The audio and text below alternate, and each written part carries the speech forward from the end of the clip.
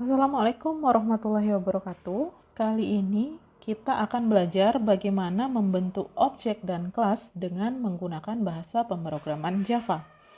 Pada materi sebelumnya, kita sudah mempelajari bahwa suatu objek bisa terbentuk dengan adanya suatu template atau kelas. Begitu juga ketika kita menerjemahkan ke dalam bahasa pemrograman Java. Yang harus kita miliki pertama kali sebelum membentuk objek adalah pembentukan suatu kelas.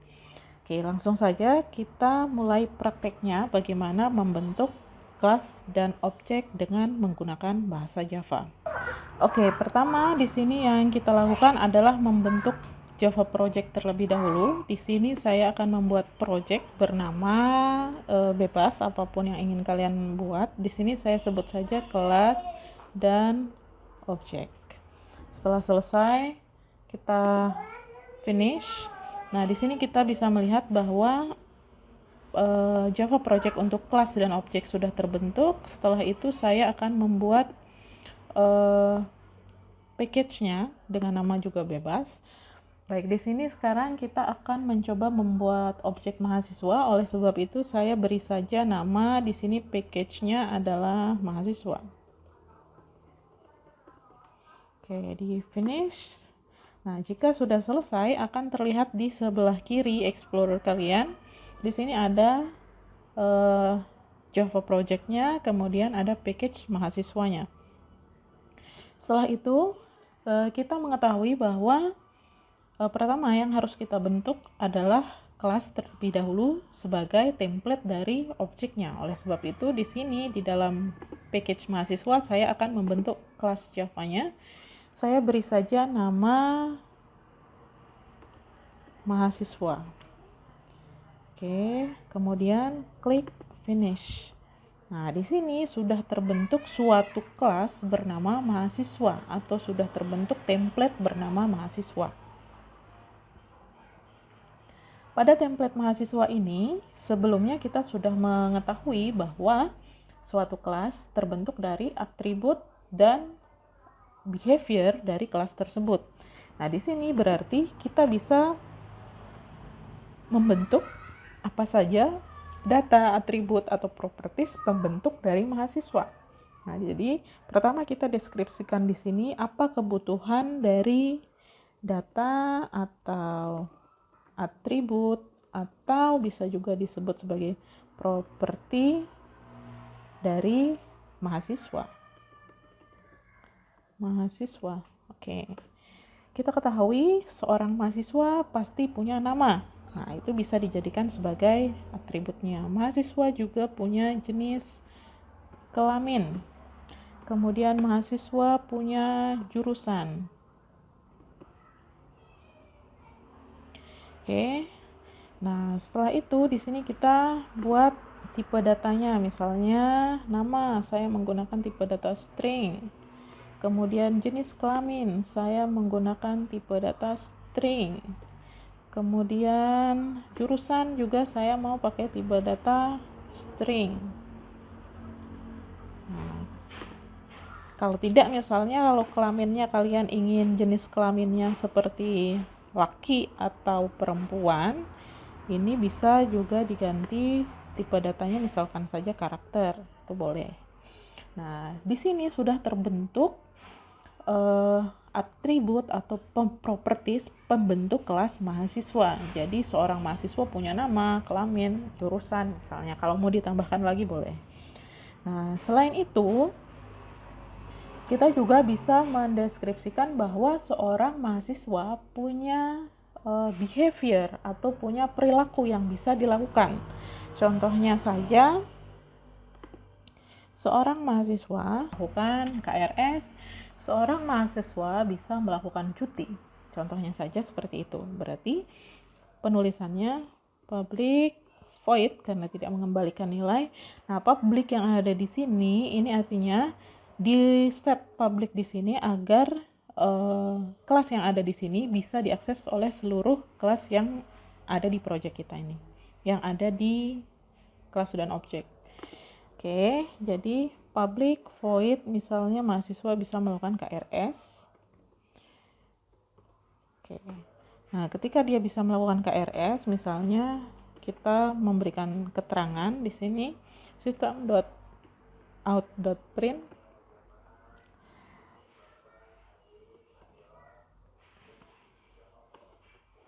sedang KRS. Oke. Nah, kemudian selain itu mahasiswa juga tadi bisa melakukan cuti misalnya. Bisa kita tuliskan public void cuti. Cuti. Nah, di sini kita berikan keterangan ketika behavior-nya itu dipanggil, metode tersebut dipanggil, berarti keterangan yang akan muncul system.out.print sedang cuti.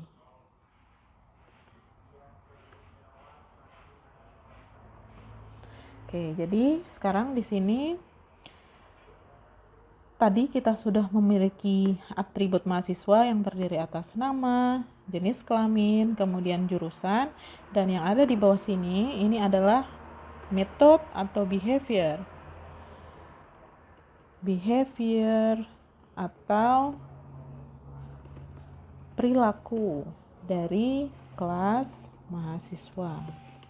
Oke, jadi perilakunya mahasiswa bisa KRS-an, bisa cuti. Nah, di sini kita sudah memiliki template dari mahasiswa, tapi kita belum memiliki objeknya. Nah, untuk itu, untuk membentuk suatu objek, kita harus membuat metode utamanya, di mana di dalam metode utama kita bisa membentuk instan dari kelas tersebut. Nah, untuk membentuk instan dari kelas tersebut, di sini kita bisa membentuk kelas baru. Di sini yang saya buat kelas barunya adalah panggil siswa misalnya. Panggil siswa, jangan lupa ada metode utama kalau di sini sebagai pemanggilnya. Nah, ini adalah metode utama, di mana di dalam metode utama ini kita akan membuat instan.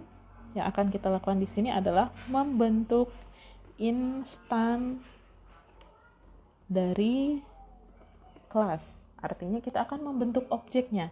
Bila di dalam kelas mahasiswa yang ada di sini tadi hanya ada cetakannya, nah sekarang akan diolah atau akan dibuat produk tersebut dari kelas ini gitu. Nah, jadi di sini kita akan membuat instannya.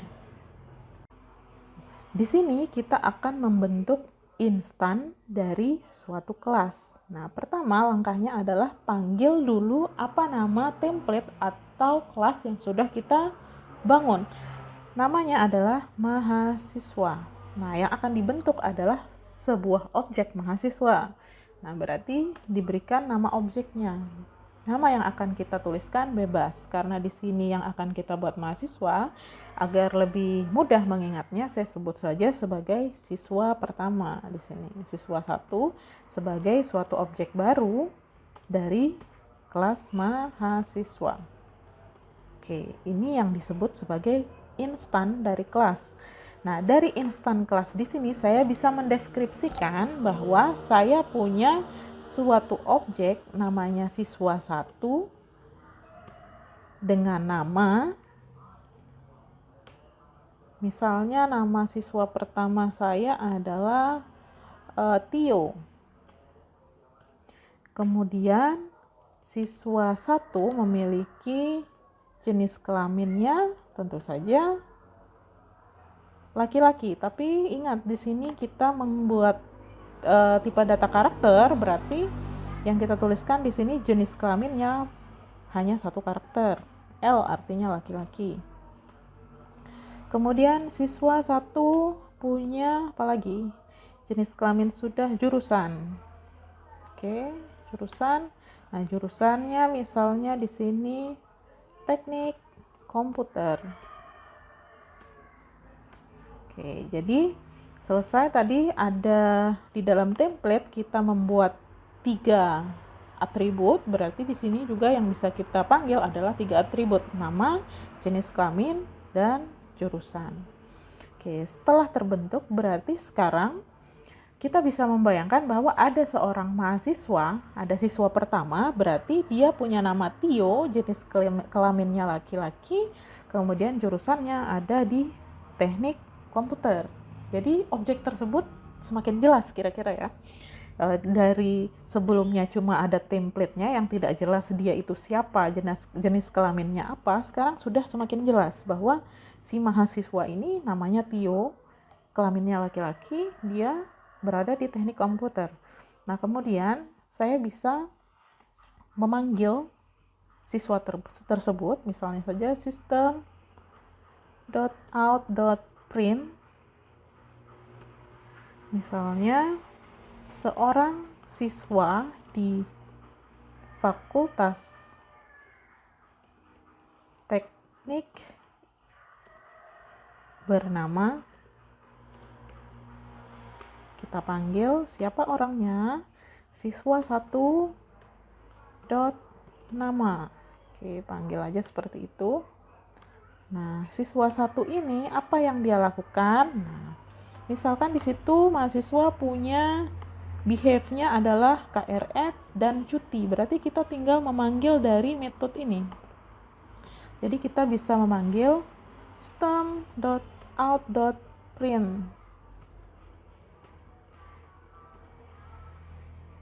Mahasiswa tersebut sekarang apa yang dilakukan, misalnya kita panggil metodenya, berarti siswa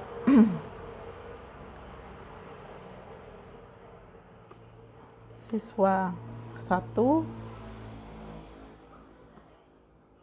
dot, misalnya siswa tersebut lagi KRS. Oke, kita panggil aja seperti itu. Nah, sekarang kalau baris program ini dijalankan, maka yang terbentuk seperti apa? Kita tinggal jalankan, klik running program di sini. Nah, hasilnya terbentuk seorang siswa di Fakultas Teknik bernama Tio. Mahasiswa tersebut sekarang sedang KRS. Oke, supaya rata. Sini kita ulangi. Seorang siswa di Fakultas Teknik bernama Tio, mahasiswa tersebut sekarang sedang KRS. Oke, jadi dari kelas mahasiswa ini yang tadinya belum jelas siapa mahasiswanya dan apa yang ia lakukan, dengan membuat suatu objek di sini dengan menggunakan instan seperti ini, terbentuklah seorang siswa pertama di sini, namanya adalah Tio, dengan atribut yang ada di sini, jenis kelamin dan seterusnya. Metodenya dia sedang melakukan KRS, sehingga waktu dipanggil siswa Fakultas Teknik bernama Tio, mahasiswa tersebut sedang KRS. Oke, selanjutnya pada materi sebelumnya kita juga diberikan informasi bahwa suatu kelas itu bisa membentuk lebih dari satu objek ketika dia memiliki atribut yang berbeda mungkin. Nah, coba sekarang kita buktikan apakah bisa terbentuk objek yang berbeda. Kelasnya masih sama seperti ini. Ada satu kelas dengan atribut dan metode yang sama. Nah, di kelas utama, di metode utama di sini kita akan membentuk objek yang berbeda. Jadi di sini tadi dari kelas mahasiswa baru terbentuk siswa 1, artinya hanya ada satu objek. Nah, sekarang di sini saya akan membentuk objek baru. Nah, di sini kita bisa membentuk objek baru dengan cara yang sama. Tuliskan saja mahasiswa karena berasal dari kelas mahasiswa. Nah, objek yang kedua harus berbeda karena kita membentuk orang kedua lagi. Jadi siswa 2, kemudian new artinya dia membentuk instan baru atau objek baru dari kelas mahasiswa. Nah, di sini baru kita bisa mendeskripsikan bahwa siswa yang kedua namanya adalah misalnya Rini. Kemudian Rini punya sini siswa 2. Kemudian siswa 2 punya jenis kelamin. jenis kelaminnya misalnya perempuan. Kemudian satu lagi siswa 2, jurusan. Jurusannya adalah misalnya saja di sini teknik informatika. Oke, dengan jenis atribut yang sama, di sini saya tinggal copy paste di sini biar kita tidak menulis ulang. Oke, di sini tinggal saya paste. Di sini system.print seorang siswa di Fakultas Teknik bernama, panggil yang kedua, siswa 2, namanya siapa. Kemudian apa yang dilakukan mahasiswa ini sekarang? Saya langsung paste di sini. Siswa tersebut sekarang misalnya metodenya yang berbeda. Di sini yang dilakukan adalah si Rini cuti misalnya. Oke, siswa 2. Nah, oke. Supaya ada jarak nanti kita buat di sini system.out.print. Oke. Nah, sekarang kita jalankan programnya. Oke, di sini seorang siswa di Fakultas Teknik bernama Tio. Mahasiswa tersebut sedang KRS. Kemudian yang kedua, seorang siswa di Fakultas Teknik bernama Rini. Mahasiswa tersebut sekarang sedang cuti. Nah, dari satu kelas sekarang terbentuk ada 2 objek. Objek pertama adalah Tio, objek kedua adalah Rini. Oke, baik. Jadi jika kalian ingin menambahkan lagi, misalnya menambahkan objeknya, kalian tinggal membuat instan baru lagi atau objek instan seperti ini. Kemudian kalian bisa menambahkan metode, berarti kalian bisa menambahkan metode di sini. Jika kalian ingin menambahkan atribut dari mahasiswa, kalian bisa mendeskripsikannya di bagian ini. Oke, sekian. Semoga bisa kalian pahami. Jadi ada beberapa teknik untuk membentuk objek dan kelas, dan ini adalah salah satu yang saya anggap sederhana. Oke, silahkan kalian mungkin bisa mengembangkan lagi sendiri. Jika ada yang ingin kalian tanyakan, bisa kalian komentari di bagian komen. Oke, terima kasih. Wassalamualaikum warahmatullahi wabarakatuh.